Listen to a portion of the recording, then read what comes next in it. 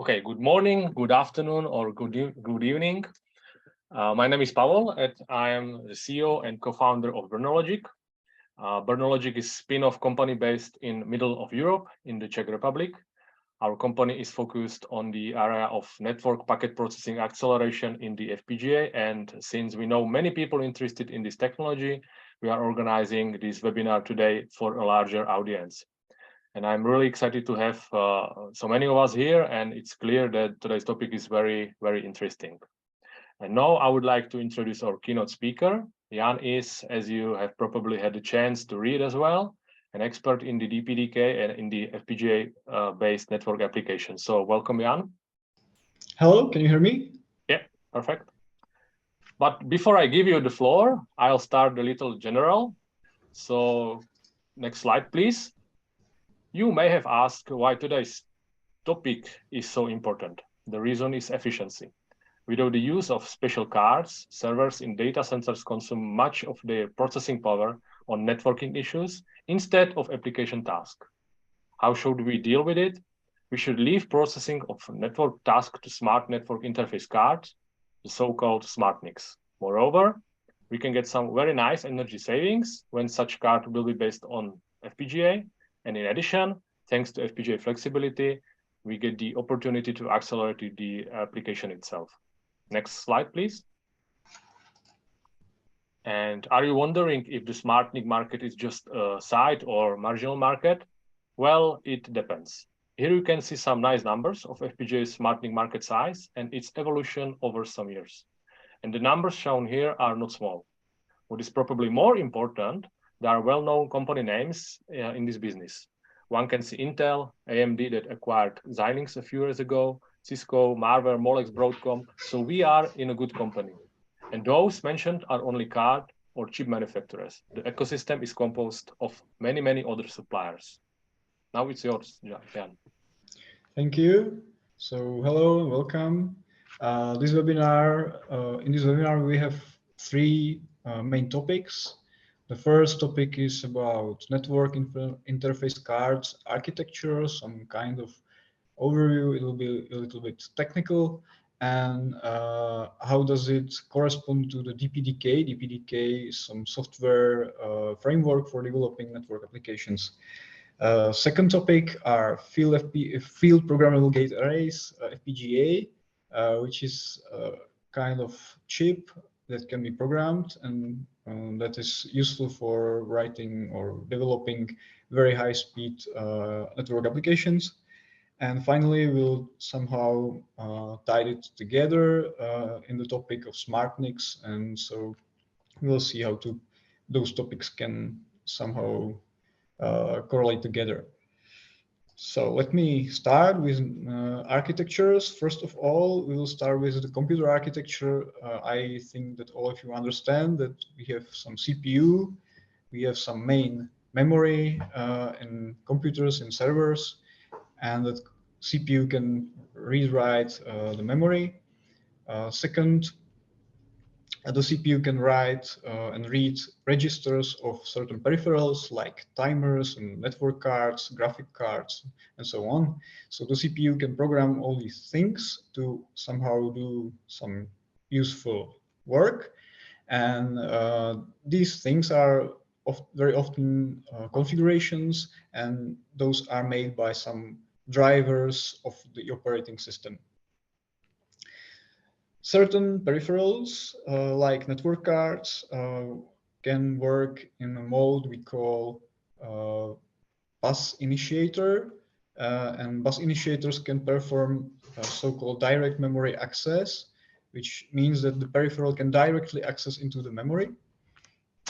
And so the peripheral can work very autonomously, and we don't have to do some additional computations in CPU. So the aim here is to make the DMA process like transferring packets from the network card to RAM as efficient as possible.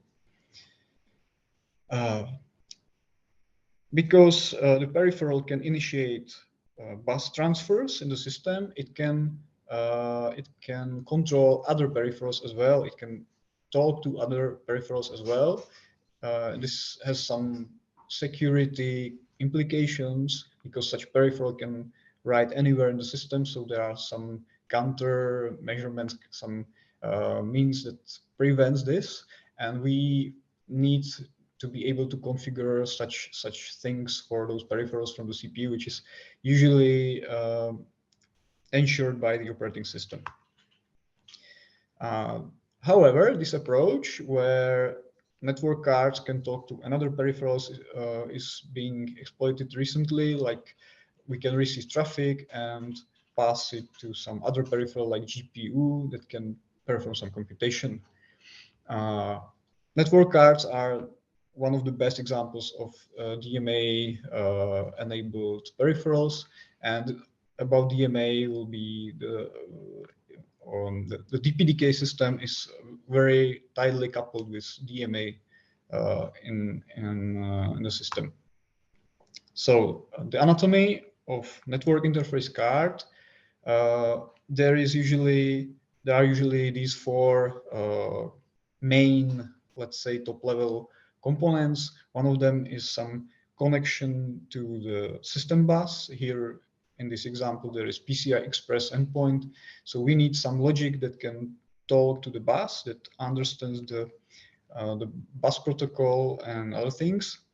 Then we can have some DMA engine, which performs the transactions, that initiates transactions, completes transactions, and performs the data copy through the system. In network cards, we need some MAC component, it means media access control, and this MAC ensures some basic network functions. And finally, there is some low-level thing which is often referred as PHY, like physical layer, and this physical layer can talk to the network. Now let's see what usually is inside the MAC IP. Very often it's composed of such components like input buffer, MAC filter, checksum offloads, and output buffer. The input buffer is something where the NIC receives packets. Usually it's quite small buffer. You can fit few packets in the buffer, or sometimes just one packet, depends on the size of the packet and of the configuration of the NIC. On this input buffer, we usually compute some checksums to make sure that the packet was properly received. Otherwise, it can be immediately dropped. Then there is some kind of MAC filter. MAC filter is used to drop packets that are not intended for our system. So we can write some MAC addresses into the filter. Usually it supports more than just one MAC address, and the system always checks whether the destination MAC address can be found in the filter. This can be used for virtualization, where multiple virtual machines receive just the traffic that is intended for the particular virtual machine by that destination MAC address. Finally, there are usually some offloads. It means that the hardware can compute some TCP checksums, IP checksums, strip some special headers like virtual LAN, and this can increase some throughput in the system. And finally, such packet is considered to be valid and is received by using DMA and transferred to the memory. From the opposite side, it's very similar, maybe simpler, where packets are just received in the NIC, and we can offload again some computations like checksums and send it to the network. Certain cards contain another component that is called loopback, or I call it loopback, which can be enabled. And if it's enabled, such NIC never transmits or receives traffic from the network. It just makes a loopback, which you can use for testing performance of the system. Like you can test the performance of the buses, performance of your hardware design, for example. Okay, let's have a look at DMA, which is the most crucial part of the system when it comes to throughput or latencies. In DMA, we often talk about DMA descriptors, and descriptors are something that answers those two important questions, and that is where the NIC should write the incoming traffic into memory. So where are the particle buffers in the main memory of the computer where the NIC should transmit or receive traffic coming from the network. And so the same applies for the other direction. So if the NIC should transmit packets out of the system, it needs to know where in the memory are the packets prepared for the transmissions. For this purpose, there are some small data structures called descriptors.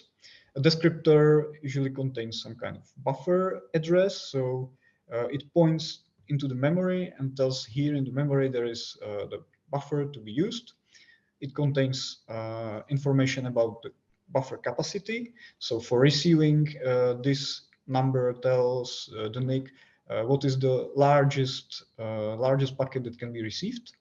And buffer size tells us how many bytes in the buffer are valid, what is the actual received packet, or what is the size of a packet that is to be transmitted out from the NIC. Finally, there is usually some pointer to the next descriptor. So descriptors make some kind of a circular linked list, which is often shortened just to, we say, ring. So it's a ring of descriptors. The descriptors are usually very small. It's up to 64 bytes, for example, to easily fit into L1 cache of the CPU to have high efficiency. DPDK is a software framework intended for writing very high speed, high throughput, or low latency network applications. It's an open source C library. It works on Linux, BSD, and recently the Windows support has been accepted into the mainline as well. DPDK is distributed under BSD license, which is very good for proprietary applications. You don't have to open source your code. DPDK delivers some user space drivers, which are called PMDs, like Pol mode drivers, because the idea of DPDK is to poll the actual hardware. So it's in a loop, just touches the hardware and asks if there are more data to very quickly receive it, which is a different approach than used by most operating systems. So the drivers are called Pol mode drivers, like PMD, for this purpose. The drivers work in user space. They are not in the operating system. However, the operating system is necessary to set up some things like memory mapping, accessing to some specific parts of the system, to the peripheral register sometimes, depends on the vendor. However, the DPDK itself touches directly to the hardware. There are a lot of modules already available in the DPDK project, because it's the goal is to support network application as much as possible. So there are a lot of generic algorithms like hash tables, longest prefix match, lookup tables, Bloom filters. What is interesting are lock-free packet rings that can be used for exchanging packets or other data structures between CPUs without using any spin locks or other synchronization mechanisms. There are algorithms for packet reordering, reassembling of fragments, and so on. There are really a lot of them. I don't have time to explain it in detail, but it really helps with development. DPDK, as I tried already to explain, touches directly to the NIC, to the DMA as much as possible.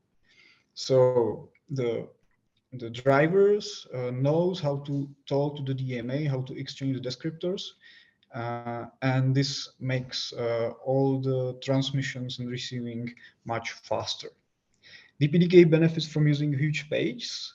So normal in regular systems, they use 4 kilobytes big memory page size or memory page of size 4 kilobytes. In DPDK, we usually use 1 gigabyte or larger individual pages in memory to increase throughput of the memory and to reduce the pressure onto TLB. DPDK offers support for CPU affinity control, so you always know which CPU core, individual core, performs which operation. Very often people ask if DPDK offers some kind of TCP/IP stack. Unfortunately, it does not. There is no like open source built-in TCP/IP stack. You have to find some vendor who provides TCP/IP stack for you. It's usually proprietary, or there is some open source project I know about it that somehow works in this area. So if you need TCP/IP stack, you should look somewhere else, not directly to DPDK. And this means that DPDK is intended for applications that do not need a TCP/IP stack, or at least that do not need high-speed TCP/IP stack, because it can be done somehow for some maintenance packets to like redirect packets to the operating system. This is possible. DPDK provides some stable and portable API, and that is the most important to understand here. There is one very important structure in DPDK if you want to start developing using this framework, and that is the structure RTE mbuf. RTE mbuf represents a single packet. Usually, it's not necessarily like that, but usually it represents a single packet. And it directly corresponds to the DMA descriptors. DMA descriptors are something tied to the hardware. They are hardware specific. Different hardware architectures use different DMA descriptors types. There can be multiple different structures, not just a single descriptor. And the goal of the DMA, the goal of the DPDK drivers is to rewrite somehow the mbuf data into the descriptors and then do the exchange of packets with the NIC itself. So there is some space in the mbuf. The mbuf can be customized. There are about 36 bytes of space that can be used for your application. And so if your DMA and your NIC supports some kind of acceleration, you can put some data in the mbuf, and the PMD can rewrite those acceleration metadata into the DMA descriptor, and it can be used later in the hardware. Like you can put there some pointers into payload and say, for example, do some encryption here, or look up for some regular expression or something. If you would like to start with DPDK, I can recommend several sources. First one is the DPDK guide, which is really very descriptive. You can find a lot of things in the guide. I remember like 5-6 years ago, it was not that useful. Nowadays, the DPDK project made a really big step here, and the guide is very, very nice. What I do regularly, almost every day, I look into the DPDK API documentation. It's not that well maintained, but you can find most important information for developers here. To start with some real application, there are examples already in the project. The first one, Hello World. It's very simple, just prints some Hello World from a specific CPU core. And then there is some more complex one. It's L2 forwarder. It implements simple forwarder of packets that comes to the interface back to some other interface.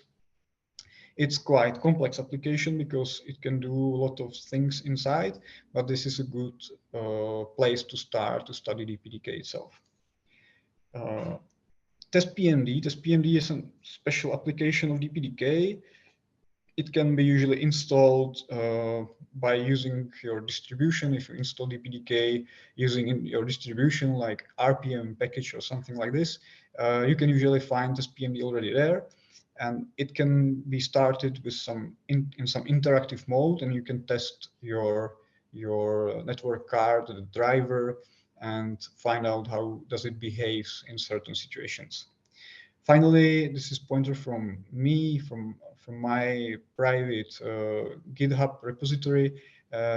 I made some Docker files that can prepare a testing environment, or very simple environment for experiments that you can run in Docker. So the Docker already contains DPDK, and you can try to write some example application or some very simple application and test it in Docker.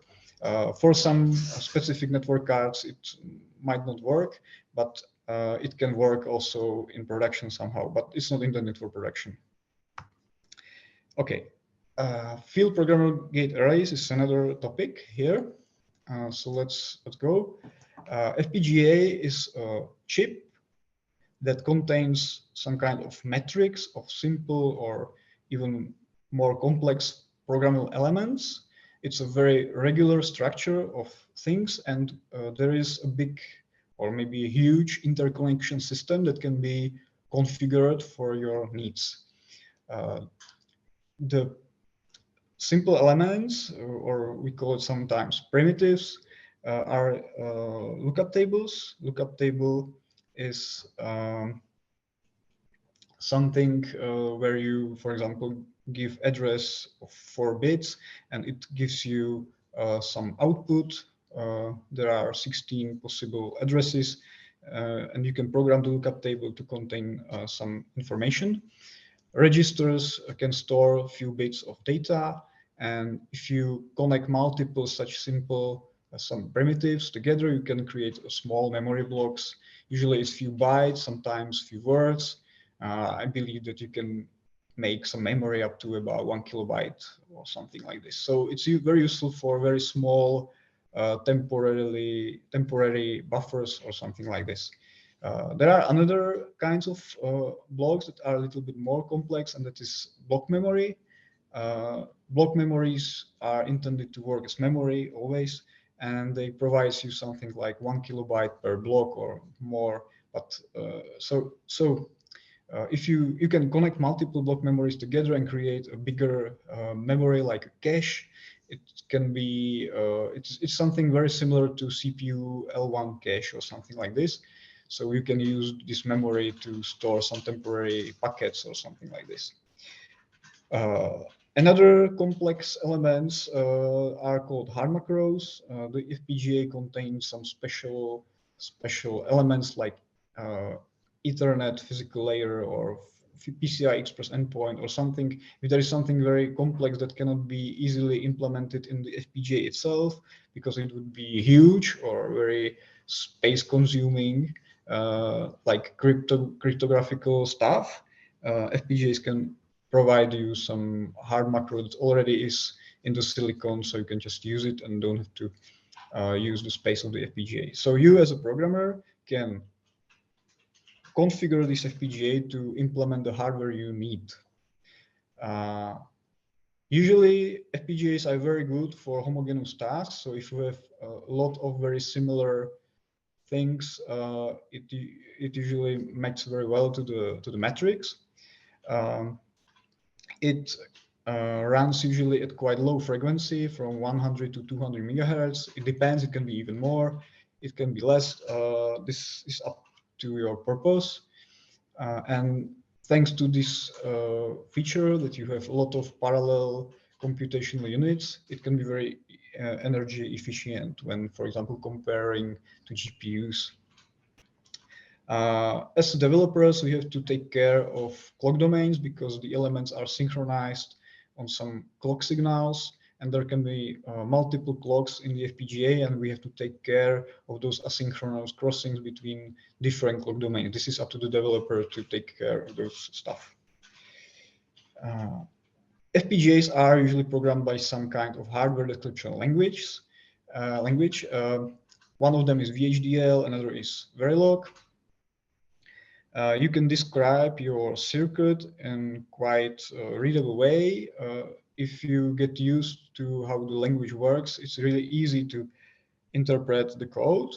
And the compiler then creates a component, like here in this case it is a register. You can write into the register, you can enable write into the register, disable write into the register, and store some small information for some time.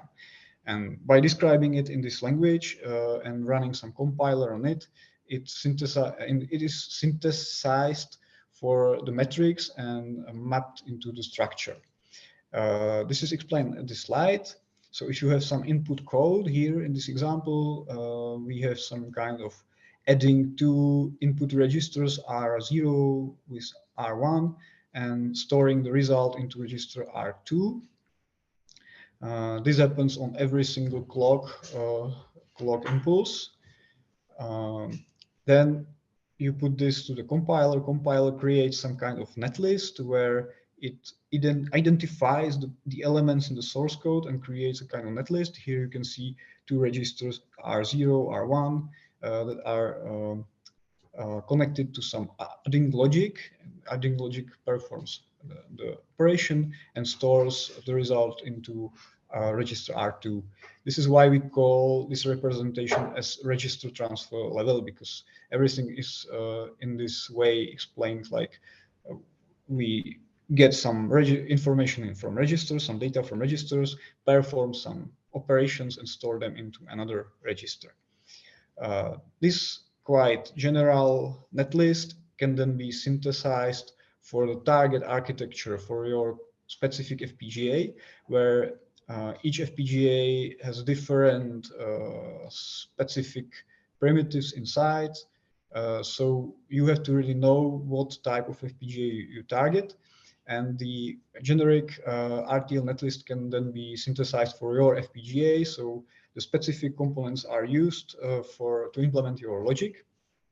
And finally, this another kind of netlist that is technology specific can be placed and routed into the FPGA. So the particular elements are placed into the metrics. The compiling system tries to find out the best possible locations for the elements and try to interconnect them the way we need to for the FPGA to realize the application we have described at the beginning. This is very time demanding process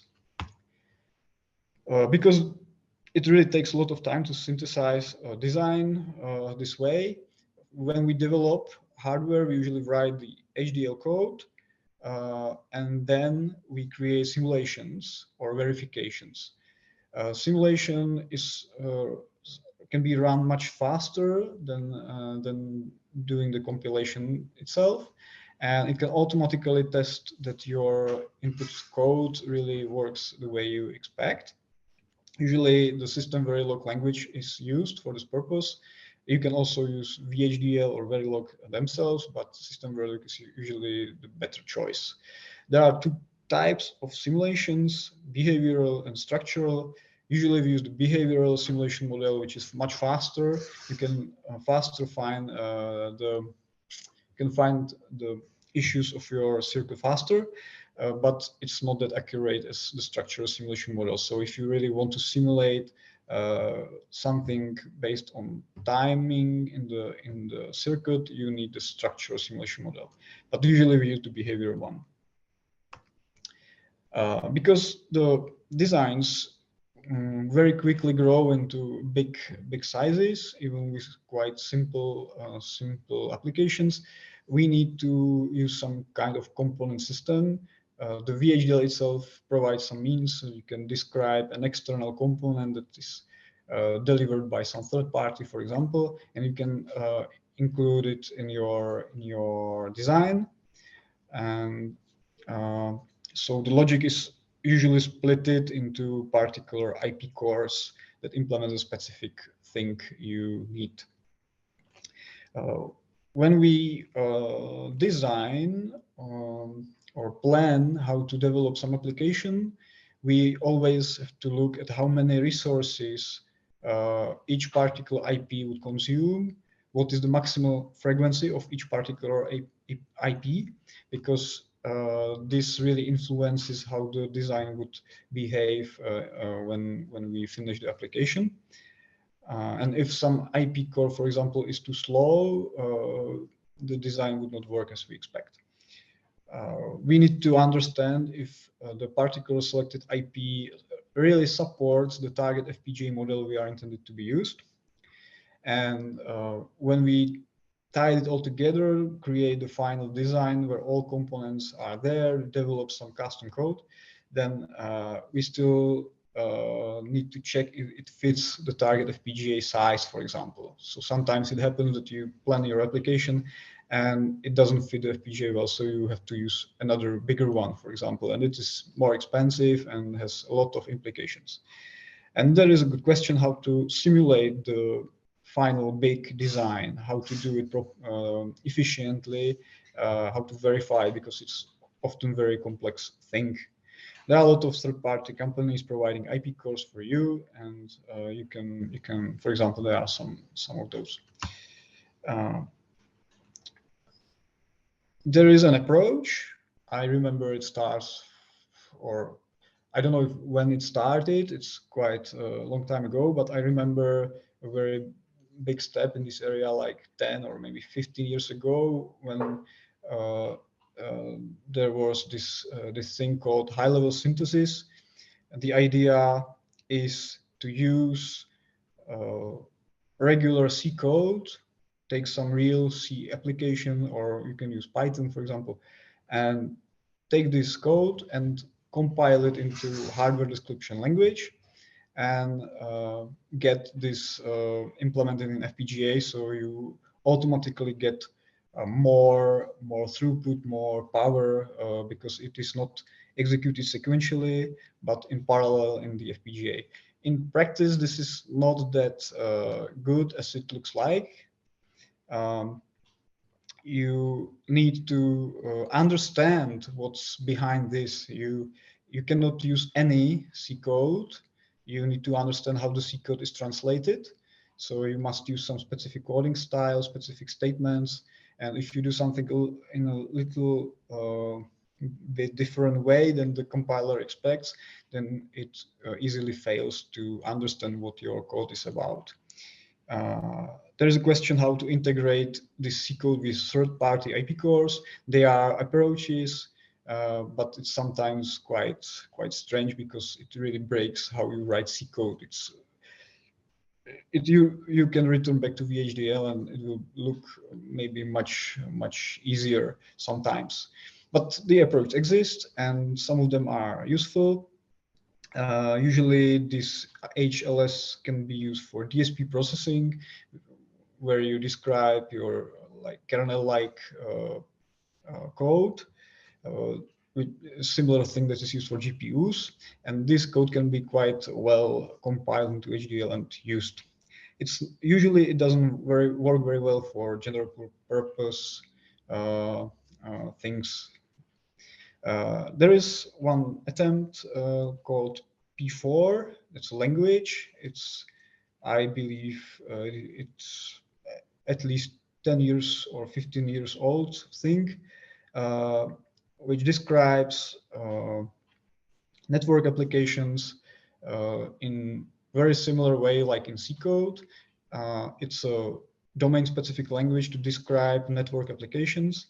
And there is probably some nice future for this language, where when the compilers for the P4 language get to a certain level, they can be used a similar way like we would like to use the C code. And you can describe your hardware in something more sane than the hardware description languages. However, you always need to understand the compilation process. So if you write P4 code, it's nice, easy, good for prototyping. But if you want to use it in production, there can be some other issues when compiling to the HDL to understand how the things are translated to the components of the FPGA. Okay, if we want to start with FPGAs, the things are not that great. For example, how to learn the languages, it's not that easy. It's not like open source world. Often you need to attend at some commercial trainings. I myself learned designing hardware at the university, which was really nice. But if you have no such possibility, you usually have to go to some commercial trainings about this. There is a nice tool. It's called IDA Playground, which you can use online, where you type your HDL code, and it can simulate it for you without installing any other stuff. And I found some nice Verilog tutorial. I've unfortunately didn't find it so nice one for VHDL, but I believe that it exists somewhere that describes you how the Verilog language works. And in the open source world, you might find GAHDL, which is an open source simulator of the VHDL language. It's very useful for a lot of things. It's maybe not that useful for really production stuff, but it can simulate quite big designs. Also, there's a project called VUnit that introduces some kind of unit testing into hardware coding, and it can somehow be additional test stuff for your simulations and verifications. Okay, SmartNICs, the last topic. Let's now bring it together. We already described what the NIC is about. Like there is some PCI Express endpoint, DMA, MAC IP in the physical layer. And to make it a SmartNIC, we insert some block and say that this is something that contains smart functions. Usually it contains some onboard memory on the NIC. Certain algorithms like lookups require some kind of memory. So it is really important to understand how the onboard memory is connected to your smart functions and how does it influence the throughput, because each access to the memory is usually quite slow when we consider very high speed processing. Like if you want 400 gigabits per second wire speed, then every single cycle in the FPGA is important for you, and the speed of the memory is usually quite slower. Usually the smart functions are implemented as a kind of a processing pipeline where you have several processing elements and the packets go through the pipeline. From my own point of view, I consider SmartNICs more just as a kind of buzzword marketing, and I think much better is to find something like a measure of smartness. There are a lot of commodity network cards that contains already some prefabricated accelerators. Those are really fast and can help you to write some quite simple applications. And the more flexibility we need, the more we need some solution like multi-core CPU network card or FPGA-based network card.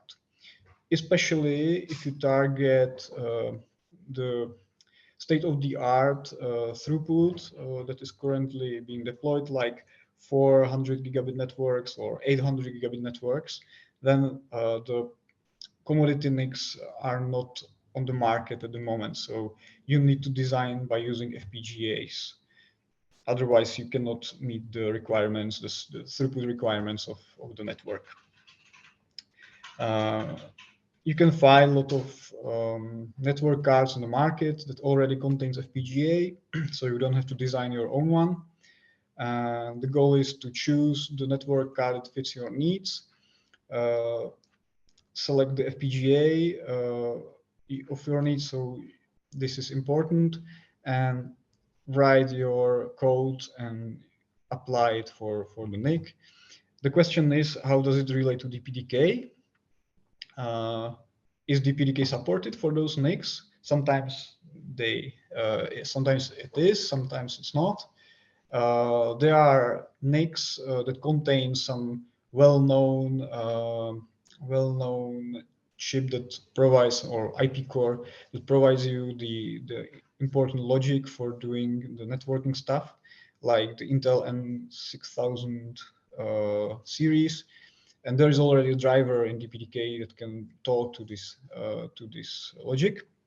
Other cards just contains the pure FPGA, and you need some FPGA firmware, and for the FPGA firmware you need to develop the DPDK driver or ask somebody, some company or some vendor, if they provide support for this particular FPGA, if they have the MAC logic, DMA logic, and the DPDK driver for it. There are some use cases explained, like if you want to implement some anti-DDoS system on high-speed networks, 100 gigabits or even more, 400, 800 gigabits. There are no solutions in the market for the state-of-the-art. You need to implement it in FPGA, for example. You need to implement some kind of whitelisting usually, because you identify traffic that is not part of DDoS attack, so you need to whitelist it to do not interfere with the legitimate traffic. Often this is implemented as some kind of ACL filter. ACL filter needs some lookup table in memory, so you need a component that implements looking at the memory and telling you whether such packet should be dropped or bypassed or something. A lot of attacks uses some specific network protocol headers and fields, that there are some vulnerable combinations that can get stuck some server. So you might need some custom logic that looks into the packets and looks for some patterns, for example, in them. Then you, for example, implement, and this is very, very often used, some kind of source IP address filter. So you just look at the source IP of the packet and decide if it should be dropped or sent to the CPU for another processing. And here the DPDK can implement some more complex algorithms. And because you filter a lot of traffic in the FPGA itself, the DPDK can process the rest with less demands on the load on the CPU. Another use case very often used is a network probe. Network probe usually needs some packet parsers. So if traffic comes into the system, we need to extract headers, look into particular fields of the packet. You might need to support special protocols sometimes, where the FPGA is very useful because you can write your own custom parser, for example. Then we watch, usually the probes work the way that they watch for flows, like the 5-tuple source IP address, destination IP address, source port, destination port, and network protocol, TCP, UDP usually. And we maintain records in some kind of flow cache, which again uses some onboard memory and gathers statistics. And after some time, we export the flow data into the CPU. Again, there can be used DPDK, where the flow data, not packets, but flow data are delivered to the system for later, for some other processing. Such probe is usually, or can be, invisible on the L2 layer. It can be just some kind of bypass in the network. Another example, IPsec tunneling. Again, for very high speed throughput and with high wire speed demands, you will not find a ready network card solution. You might need to use FPGA, buy some specific IP cores for this purpose. Here, if such application receives traffic, there is some IP core that performs IPsec decapsulation or decryption. It's delivered to the CPU. The CPU can process the traffic already extracted from the IPsec, and when it responds, again, we have the opposite side where the IPsec is encapsulated or the payload is encrypted somehow and sends back to the network. The CPU might need to configure those things, right? There's some encryption keys, for example. The processing pipelines, the smart functions, usually can be implemented by a concept called match action table. Match action table is something like a lookup table, and if you choose a kind of key that is used for searching, it can be an IP address, port, it can be a combination of IP address, port, or some other stuff.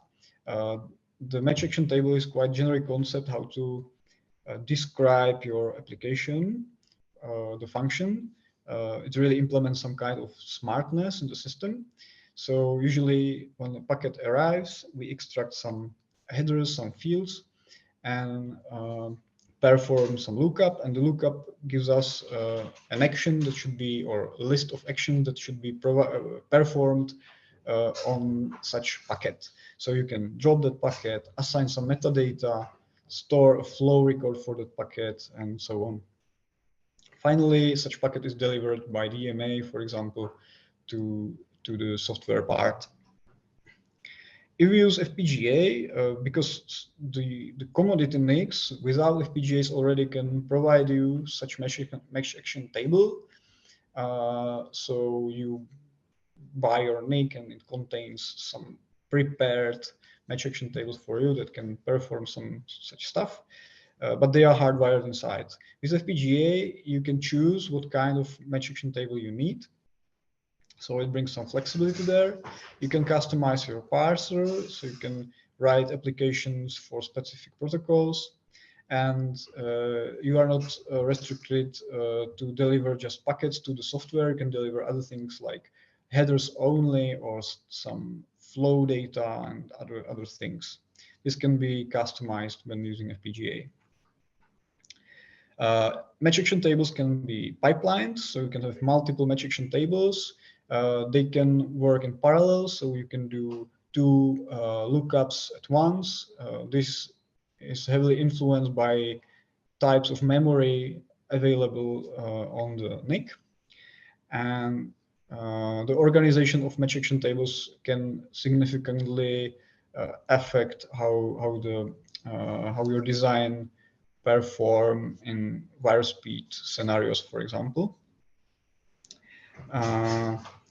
Customization is best done again with FPGAs. One question that is sometimes not well discussed is the runtime. One thing is to design your application and put those match action tables there or another stuff. But another question is how to configure those tables. You might need to, for example, fill those match action tables from software, and you need to write like 1 million records in a table. So the question is how to do this. What kind of API is there some API for this? Do I have to implement it myself, or is it always proprietary? How fast is the process of writing records into memory? What about latency of this configuration stuff? Currently, we believe that there is one promising API for this, and that is RTE Flow, which is part of DPDK, and it's kind of the API that allows you to write records into your match action tables. Otherwise, usually it's very proprietary thing. Just very quickly, how RTE Flow might look like. There is a kind of a language that describes RTE Flow rules. It looks like this. So you describe some pattern where you specify what type of protocol layers should a packet match. Here it is Ethernet, IPv4, and TCP. For IPv4, we'll look for a specific IP prefix. Here it is 10.15.16.0/24. And all such packets that match this pattern can be then processed by the actions. You can, for example, mark the packet, and the mark is then delivered to your software application, and your software application does not need to do this computation again because it's already done by the hardware, and you just look at the number, and by the number you can do some reaction, and you save time by not doing this parsing of headers in the software, for example. Then you can decide, for example, to deliver such packet to a specific hardware queue. The hardware queue is usually tied to a specific CPU core, and this heavily influences how the packets are processed. RTE Flow supports multiple match action tables because this is a description of data to be inserted into match action table. And if you put this information in RTE Flow, the match action tables are called groups. So all traffic is by default inserted, processed by the group 0. And you can, for example, put instruction jump, and the jump redirects processing of traffic in another group. So you effectively implement the pipelining of match action tables. Currently, there is no general connection between custom FPGA accelerators or match action tables and RTE Flow like rules. There is no like open solution how to write your FPGA stuff and how to write your software driver that should support these things. But it seems like this is a promising future. So finally, there is some summary.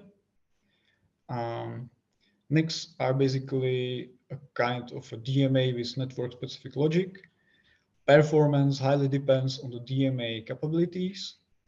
Here, DPDK is intended to drive the NIC's DMA to be as fast and safe as possible.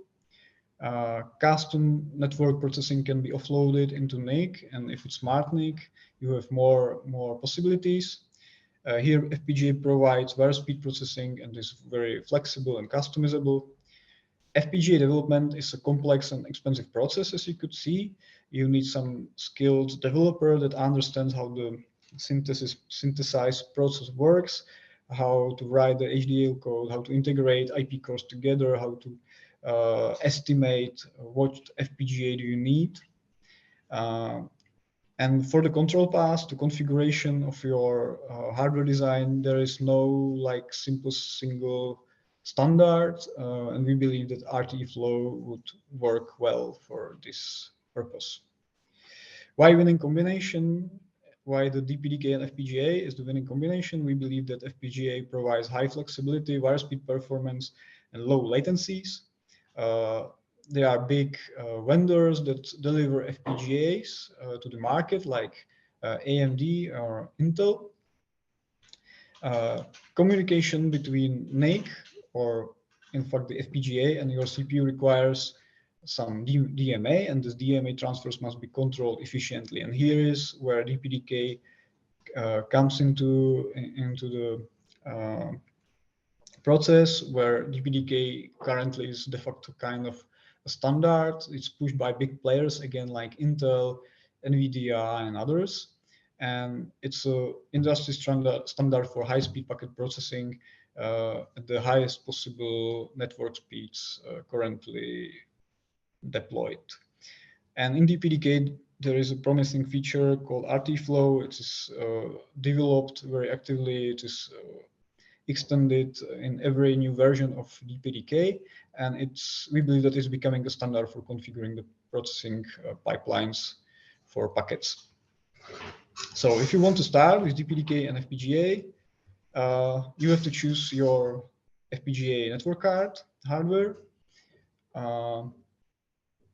and then you need to choose some IP cores vendors that delivers you IP cores you need, implement some custom FPGA logic that corresponds to your application, integrate with DPDK. Usually it means to write or customize some already made driver, implement the control path, and then you can write your application on top of this stuff to accelerate your application.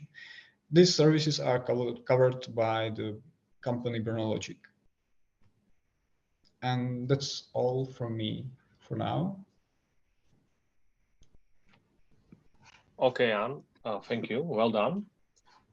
So I'm going to turn off the recording now, and we are going to do the questions.